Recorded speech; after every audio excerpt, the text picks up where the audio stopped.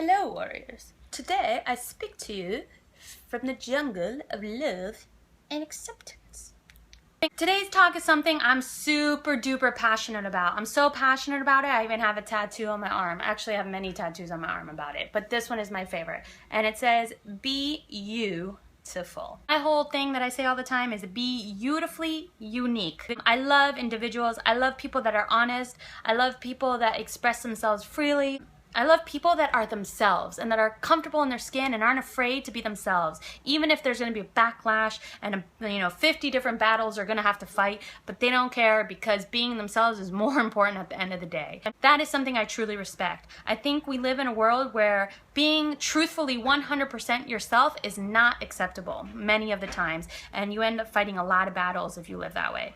I know that for me, that has been my truth. Improving who I am on my own terms, in my own time, is something completely different. But repressing who I am to make others feel comfortable because they don't accept me as I am is something that I'm just not willing to change. A lot of times when I speak my mind, because I do, the first thing I usually hear is, oh, Tamara, you shouldn't say that.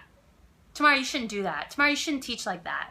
So what I'm hearing is, Tamara, you shouldn't be who you are. Who you are is not okay. I can only imagine as a child who is not strong, if they're being told that, how they interpret that. Who I am is not enough. I mean, how do you even begin to face that battle? You know, like all you have is who you are. That's what you know. That's who you are. Yeah, there's a journey and there's self-improvement and there's all of that. But at the core, the essence, what I've talked about in the very, I think it was in the second video, the essence of who you are is there. And if someone's telling you that your essence isn't okay, woo, that is hard, man. Like, no wonder kids are committing suicide, and no wonder kids are struggling and ending up with therapists and problems and issues for the rest of their lives. Like, that's really, really tough to come out of.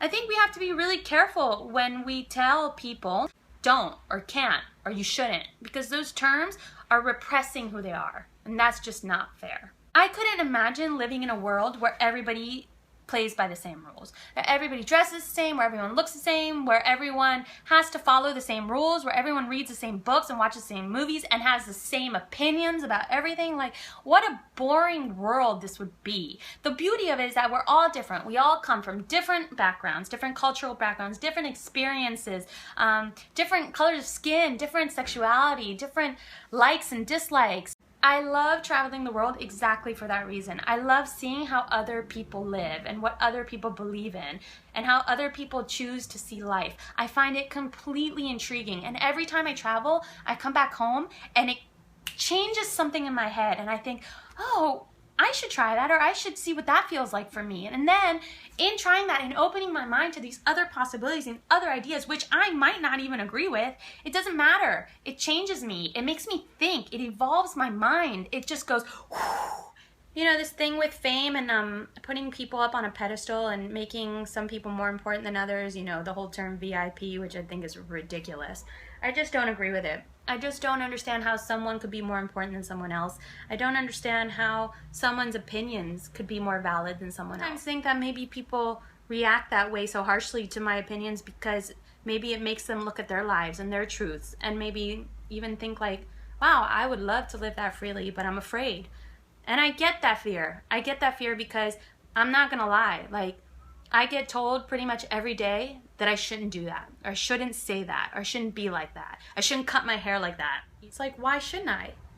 Why can't I express myself the way I feel is okay for me? Don't be afraid to be 100% you. Just be prepared for the battles. There's gonna be some battles, but at the end of the day, if you're good with you, nobody can touch you. Nothing anyone will ever say to you will really penetrate, because you know that truthfully inside, you're being true to you. When you find truth within yourself, you find peace within yourself. So be beautifully unique. And for all the people out there that have been told that they're not enough, I'm here to tell you, you're enough. I'm back.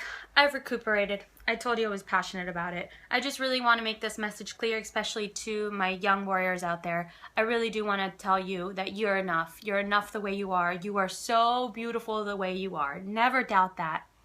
I love you and I support you.